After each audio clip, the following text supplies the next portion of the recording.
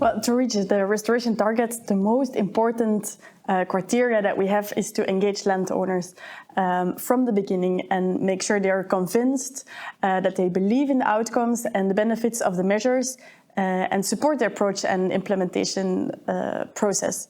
And if we have this, we are already a great step ahead for the implementation.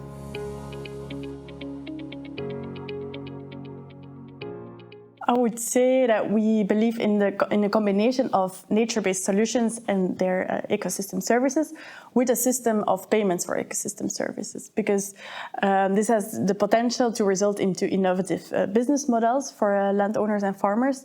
And these payments are then also payments to the manager for the public services that they deliver, and they could also generate an alternative income stream besides their production. So if restoration is required on the land, the most important criteria is, as I said, to include landowners as a key stakeholders. The problem that we see at the moment is that there is no concrete framework in the proposal to involve all the stakeholders.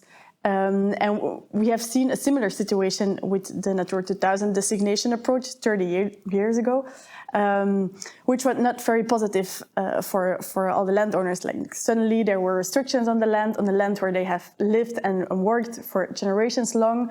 They lost the value of their land, some lost income streams, some were trialed, and then now today they see climate change coming and they see these protected habitats changing. So you can imagine that there is a lot of mistrust at the moment. Now the Commission is coming up with an even more ambitious restoration plan. But an opportunity here is that we have these lessons learned from 30 years ago. So let's use these lessons, let's include them in the new restoration proposal from the start.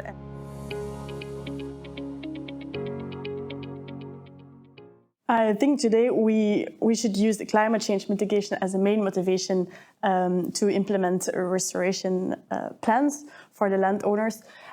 Because for landowners, being active on their land, their land is their capital today. So they want to take good care of it, to deliver it to the next generation in the same value or even better value.